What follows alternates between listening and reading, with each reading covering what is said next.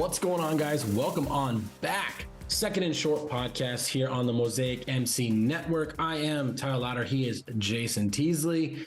And the draft, as the time of recording, is tomorrow. And today, we're going to be giving you guys some of our draft takes. Some of them will increase in spice levels, a little hot takes, flavor here. And we are going to piss off a lot of fan bases, and we're going to make you upset. But then we might actually say some things that are going to really draw you in. Before we do that, though, Jason, give me your excitement level. I mean, I asked you this last time, but it's a day before. It's hyping up. It's exponentially increasing as the minutes tick by. I think draft is one of our funnest times of the year because we get to see our favorite teams and we get a lot of content to talk about and see how hot these takes are going to be. So with all that being said, let's jump right on in. The first draft take, and Jason is going to rapid fire these two kind of, and then talk, and then I'll kind of go back and forth. So let's start easy. What position will have the most names called in round one? I think it's going to be cornerback. Surprisingly, I think it's a very deep cornerback class that has a great amount of talent to not only help teams, but the athleticism is there in droves. Yeah, and we talked about this last week where we have guys like Gonzalez, Banks, Witherspoon, Forbes, Turner, Smith, missing a name in there somewhere. I know I am. There's just it's a good list. It's a really good list to be in, and a lot of just really talented corners. For me, I think it's edge rusher. I think edge rusher is going to be called the most. I think we're going to see that number hit up really high early, and I think we're going to have a chance where we're going to have 7 or 8 edge rushers drafted in the first round. I think we're going to get 3 in the top 10. Then we're going to get 2 in the teens. And then we're going to get 2 or 3 in the 20s. Is what's going to happen, because we're talking about guys like Will Anderson, Tyree Wilson, Lucas Von Ness, Nolan Smith. We have guys like Will McDonald, BJ Ojulari. There's names I even missed off of that. There's lots of guys that I think are really going to jump right in because it's a priority. If you got your quarterback, now go get the other team's quarterback. And so that's where I think it's at. Yeah. But I could see both those positions maybe having, half the draft in the first half. Yeah, this is probably one of the deepest defensive drafts that I can remember. Yeah, I mean, and we'd also talk, there's 3 interior defensive linemen that can go in the first round, from Jalen Carter, Elijah Cansey, Mozzie Smith. Right there, we've just listed off 18 names, and they're all defense. Yeah, it's crazy. Let's increase the heat a little bit. That was fast. So a little bit, but which team's draft will be the most chalk? We talk about it during March Madness a lot, where it's just chalk it up, super simple. This is what's going to happen. Yeah. And this can be more than the first round. You can reach a little bit more and everything, but just which teams are going to do what we've been predicting they're going to do all off season? You can give me a couple if you want. Give me 2. Number one, I think it's going to be the Houston Texans, because they've got so many holes to fill. I think that it's just going to be, they're going to go, quarterback, a wide receiver, and a defensive pass rush. I think that's basically as chalk as you can get. My second team is going to be my hometown Giants. I think that they're going to be the filling the needs at corner and wide receiver with their first 2 picks. And I think that's going to fill those roles, and it's going to be pretty much best player available at each one of those positions. And I think the Giants are going to jump on them.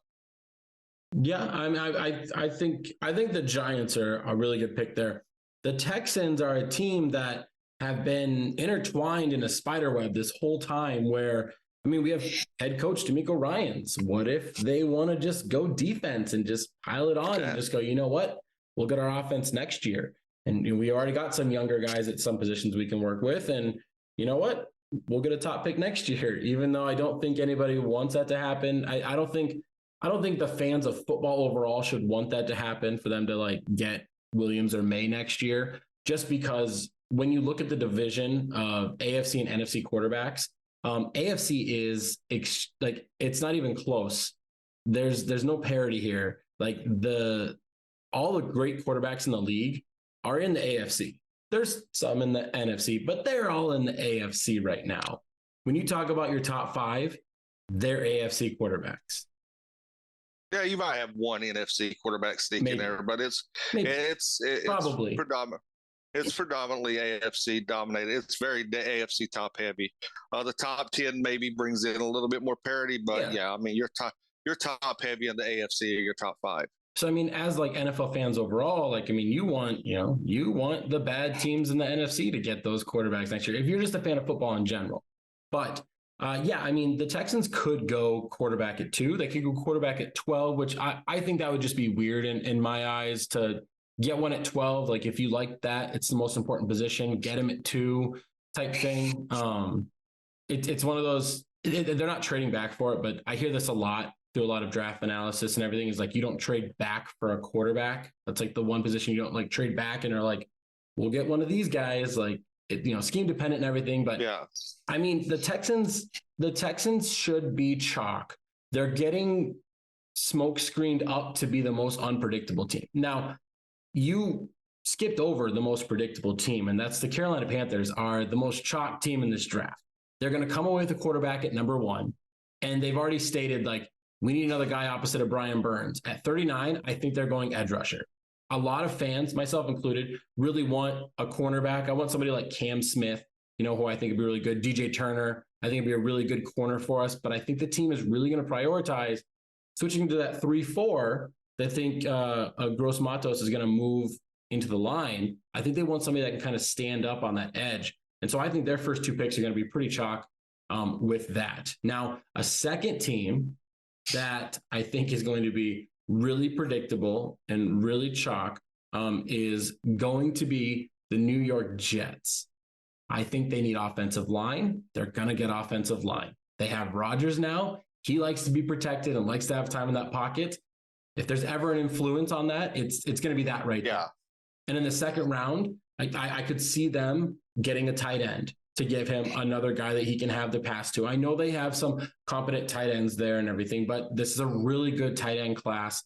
One that if it wasn't the tight end position would be in the argument with our first question of edge rusher and corner. There's multiple people out there, myself included, yourself included. There's 5-6 tight ends that at this time next year will be top 32 tight ends in the league and be starters, in my opinion, maybe 7. So those are the 2 teams. I think the Jets are 100% going, we have Rodgers, we have all these weapons, we need to be healthy on the offensive line. That's what we're going to go with. And it's going to be chalk. In Carolina, the same thing. Yeah. And I mean, there's a lot of teams that, I mean, we could all say like, this is what they're going to do. This draft is very unpredictable. I think this is the first time. I mean, I know it's the first time since me and you've been doing the show together that there's so many question marks around just about every position, every player, every draft pick. You could see, you're hearing a lot of the rumors of the trade rumors are running rampant now about people talking about moving up, players being on the move. This is probably one of the most exciting drafts I've been a part of in quite some time, where you don't know, really sit down and go, okay, this is going to be our top 10 picks, lock them in. We have no idea what the top 10 picks. We don't even know who the top 2 picks are going to be. Yeah, a lot of times I feel like the past like 3 years, I feel like I could lay out the top 10. And if I missed on a pick at like 5, they're going at 7. You know what I mean? Like I'm within 2 or 3 picks of their range. And like my top 10 to 12 are going to be, I'm going to get most of those guys right. They're going to get drafted in that range.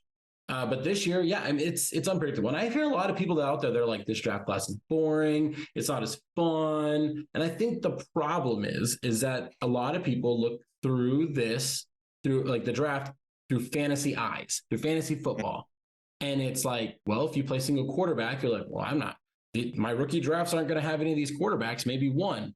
Well, the receivers are all undersized. Well, the running backs might not get day two capital, and so it dilutes a little bit. But when you look at it from just like an NFL football perspective, there's so many high quality defenders in this draft. I have zero idea who's going to win offense and defensive rookie of the year next year. Like it probably should be like Bijan Robinson and Will Anderson. But if you told me it was Zach Charbonnet and I don't even know, like Cam Smith, I'd be like, yeah, probably. Yeah. These guys are all studs, I think. So let's go to the next one. Which team will make the biggest trade jump? We're going to keep this. We're going to keep it to first round trades. Now they can trade from the second into the first. That's still a big jump. Technically, it's a 24-hour jump. But we want to go from like position. So we're talking a la the Cleveland Browns falling from 6 to, I don't know, 25 or 24 with the Falcons, moving 18, 19 spots. What's the biggest trade jump a team's going to make? Dude, this is a tough one. And I think it's going to be, I honestly think it, you don't have to give the exact trade. It can just be something like. I think, no, I'm saying, we talked about this in a mock draft. I think it's going to be the Bills moving up.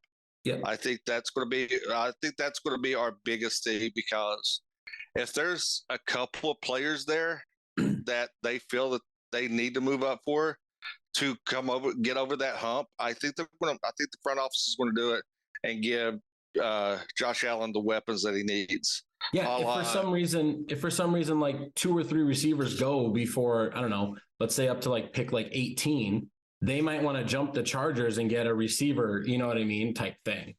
Yeah. Or, I mean, we're running back. You see, yeah, that's what I was going to say. We talked about this in our mock draft. Them moving up, they see Bijan Robinson sitting there. Do you make that play? I think Buffalo's like, yeah, I don't think that they're fully invested in Cook. I don't think that Damon Harris is going to be the guy.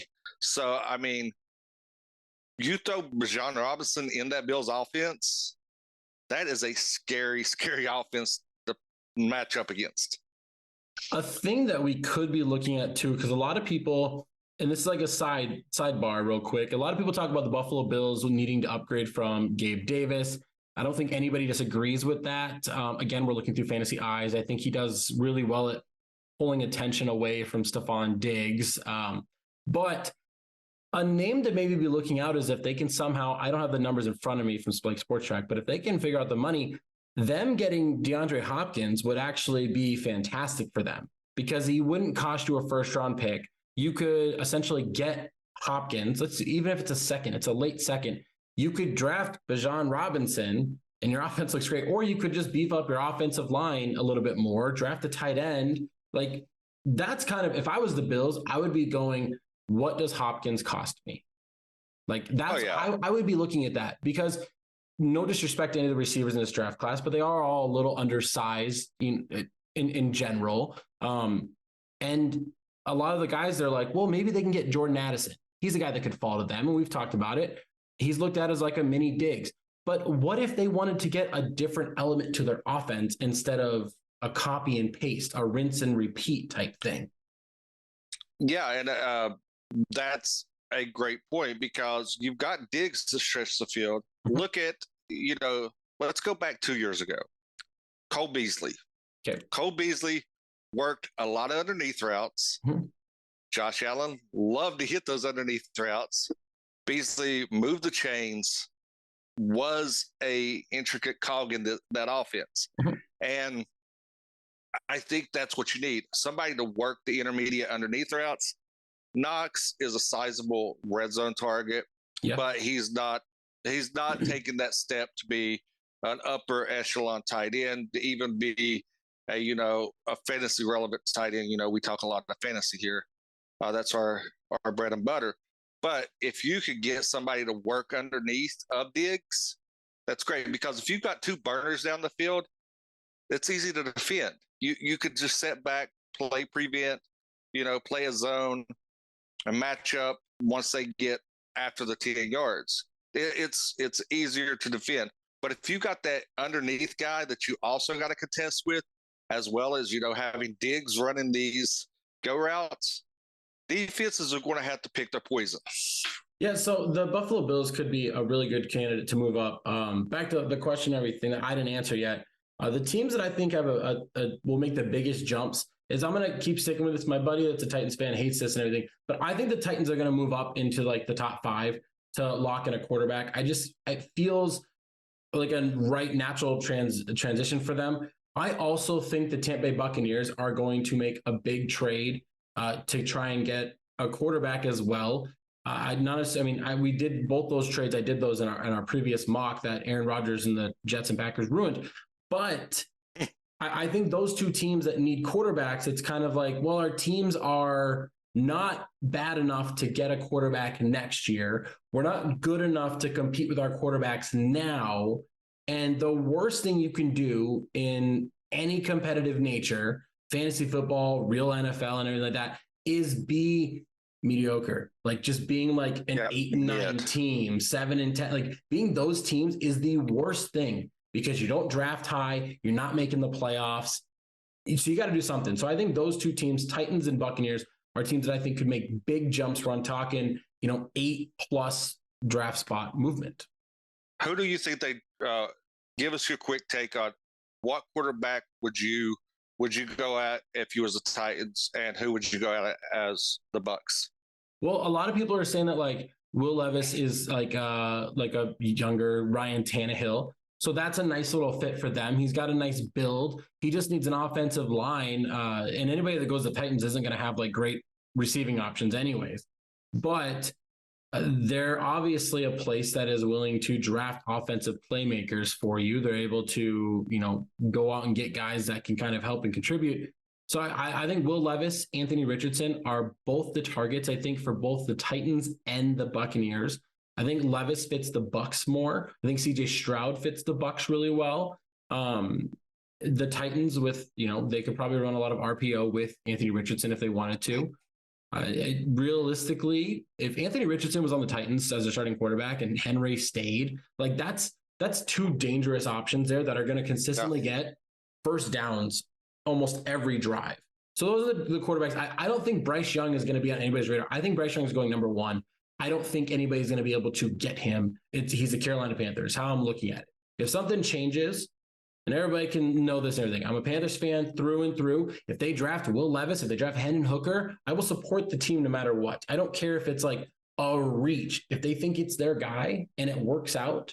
I mean, look at after Cam Newton was drafted. Sorry, Panthers rant. Cam Newton was drafted. I'll never forget this. Week 1, they're up against Arizona Cardinals, his rookie year. I'm watching Fox pregame show. Terry Bradshaw shits all over him and goes, I would have taken any other quarterback over Cam Newton in that first round. He would have taken Ponder, Lockett, Gabbert, all of them. And he was wrong 100%. And maybe I was sitting there and I was like, yeah, maybe those guys are a better pocket pass. No, it worked out. So I'm just going to trust the process and no matter who it is. But that's who I think. Let's move on to our next question, though. Kind of lagged on this one a little bit. So let's increase the heat a little bit, okay? Which team has the biggest surprise in round 1? This is the categories fit in, teams trading A.J. Brown on draft day, for picks to take a receiver, guys moving up majorly to draft a guy, or it's, your New England Patriots drafting a guy that probably would have been there in round 3. What's the biggest surprise? So I think our biggest surprise surprise. I think our biggest surprise is going to come out of the Detroit Lions. I think they're going to reach for somebody that they could have got a little bit later or traded back. Which pick? Are you talking about 6 or 18? I'm talking about 18. Okay. I'm going with their 18 pick. I think they're going to reach on that 18 pick because I think 6. I think that's pretty much a solid either corner or edge for them. Definitely beefing up at. I think the 18 pick is where they're going to falter and remind us why they are the Lions. I think they're going to reach for somebody that they could have either traded back and still got and added some draft capital, or they're just going to go for somebody that doesn't fit that scheme. I think the Minnesota Vikings are going to be the biggest surprise of this first round. Now, it's not necessarily because we were talking about it before, like there's rumors of like Kirk Cousins and Trey Lance involved in a trade and everything. The Vikings don't have a clear-cut direction right now. They're drafting, at 23, and so there's no guarantee of who's going to be available. I think the Minnesota Vikings, whoever they draft, it is going to be from everybody except for one guy is going to go, really? That's who they went with? Because even when we were mocking, and I mocked them, Kalijah Kancey, after we did that and I was making up the graphic, I was like, man, I don't know. I don't know if he'll even do this. And then I did another mock draft and I was like, I don't know. I have no idea what they're going to do. And it's going to be a big surprise.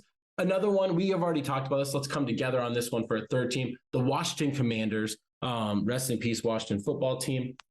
We have no idea where they're going to go. Last year, they took Jahan Dotson. And while Jahan Dotson was a fantastic pick, now, at the time, it was kind of like a head scratcher, like over Burks. Like, okay, interesting. And they're at this, like the same range. They're in the middle again. Yeah. And they could go any direction. They could trade up. They could trade down. They could draft a center. I have no idea what they're going to do either. So no matter what they do, it will be the biggest surprise in round one. I could see that. I think that their surprise is going to be they're going to fill a want rather than a need. I think that's going to be the biggest surprise with them. I think general manager plus head coach Ron Rivera. I don't have their general manager name written down right here, but I just think it feels like they're on their last legs in Washington. And so I kind of agree with that, that it's going to be, we want this guy. Let's go get him. Cause I just have no idea. So get a little hotter. Okay. Which consensus number one at their position is at the biggest risk of a fall? So for preface for everybody listening and everything, we're talking, the consensus right now is Bryce Young is number one. So if he fell and was the third quarterback drafted or fourth quarterback, that's a pretty big fall. Now, if they're the second, we're not talking about that. We're also not going to talk about, Christian Gonzalez or Devin Witherspoon, because it's a mixed match of who's actually the top. Yeah. But and pretty much any other positions available. Bijan Robinson is not the first running back taken. That will be a major fall in surprise. Mm-hmm. So go ahead. I think this is going to surprise you. I don't think Will Anderson Jr. is the first edge off the board. I don't think that's going to be it. I actually think Wilson jumps him, and that's a bold take on my end. Me and you both are very high on Will Anderson Jr., mm-hmm. but I've got, sometimes I get these gut feelings that sometimes they pay off, sometimes they don't. That's why you call me Hot Take Teasley. But I have a feeling that Wilson's just going to leap him, and that's going to be that's going to throw this draft even into more chaos if that happens. And I'm going to tell you right now, that's actually what I was going to say as well, that I think is something that could happen. I think Tyree Wilson is getting a lot of talk right now because he has just such a great athletic profile. And he's already the number 2, edge rusher out of this draft class. So it's not like a reach too much for him to go number 1.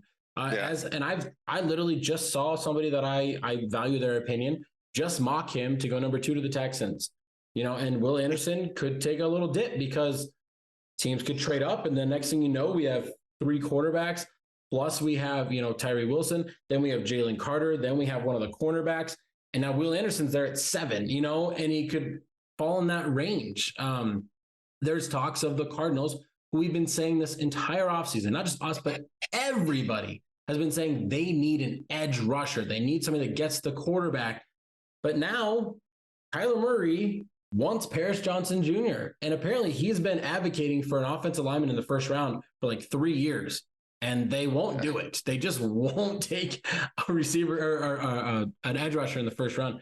So, offensive lineman. They keep taking like linebackers and stuff. So yeah, Will Anderson Jr. I think it's a very hot take.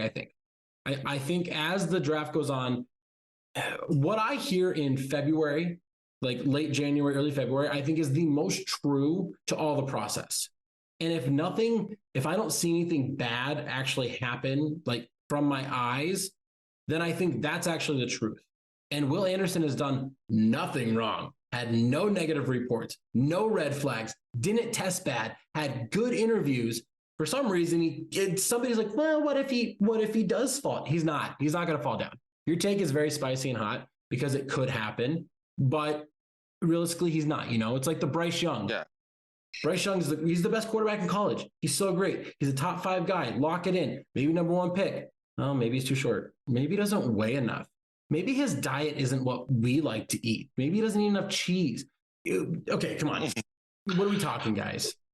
But the weird thing about if Will Anderson doesn't go 2 overall, he could take a significant hit because there is so much talent that is needed behind that 2 pick that he could tumble down to a 7, 8, 10 if somebody doesn't move up for him. Here's the thing, though. People that really want a dominant edge rusher. Let's get right here.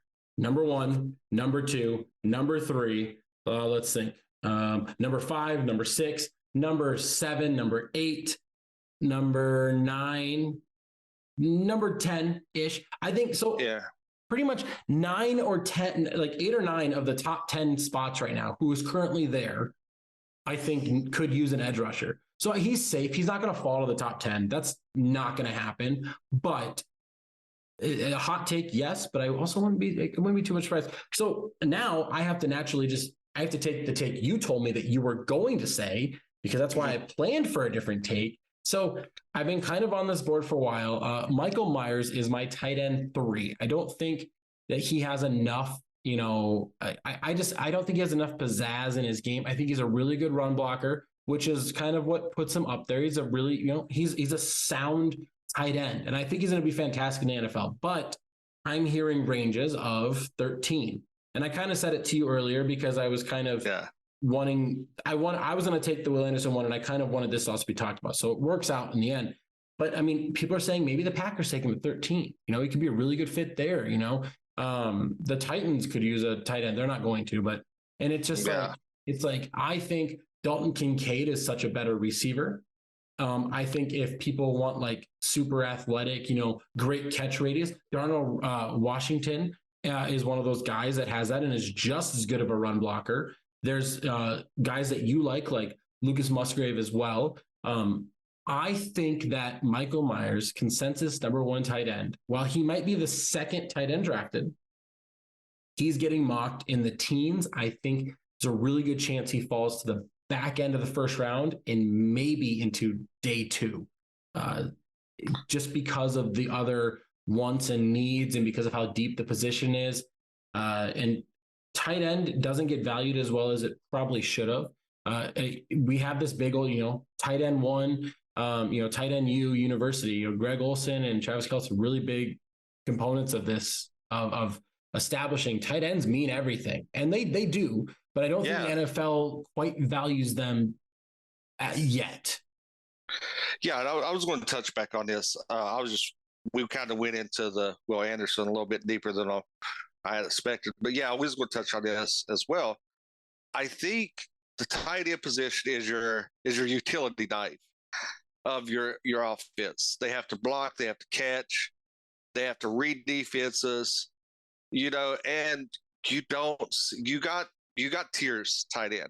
After about your tight end 5, it could be anybody from 5 to 20. That's interchangeable. I think you got 5 elite tight ends in the NFL, and then everybody else is interchangeable from 5 to 20 on any given week. I mean, when you say that, it's kind of diving into fantasy football a little bit more, but we see that there. I think, and I don't think you're wrong on this. I just think it's like, oh, he's a really good, he's a great run blocker. He can receive really well. He's a great run blocker and everything like that. And so that's why, he's on NFL teams forever, these guys and everything. And I think that's true, but those guys are also, I believe, really replaceable. I think there's a reason why, Travis Kelce is still in the league. I think there's a reason why, Zach Ertz still is in the league. I think being an elite receiving option that can also block, and your matchups are way different. I mean, you're going against guys that more than likely, the average linebacker is not great in coverage.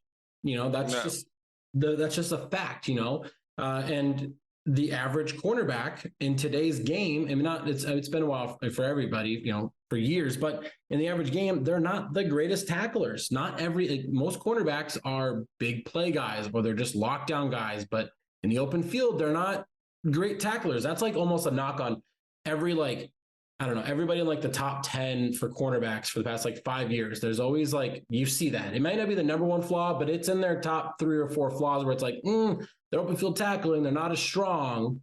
And so having a tight end that can just separate, I think is so valuable. And I think Michael Myers will get there, but I don't think the NFL values that in the first round as high. Don't get me wrong. I think he's a first round talent. He's not my number one tight end. And I just think that it'll be a surprise for a lot of people when he's not drafted as the first tight end.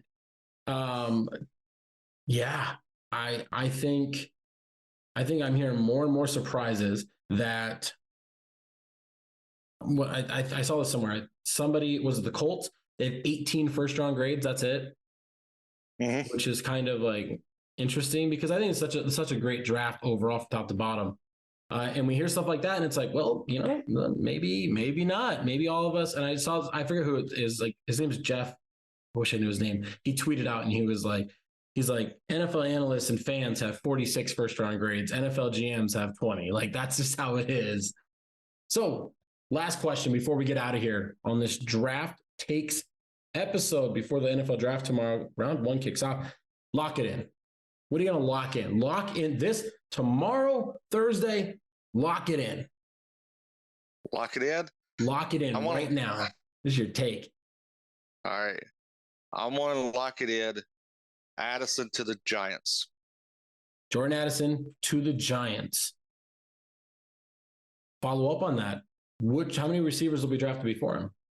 I think there's going to be 2.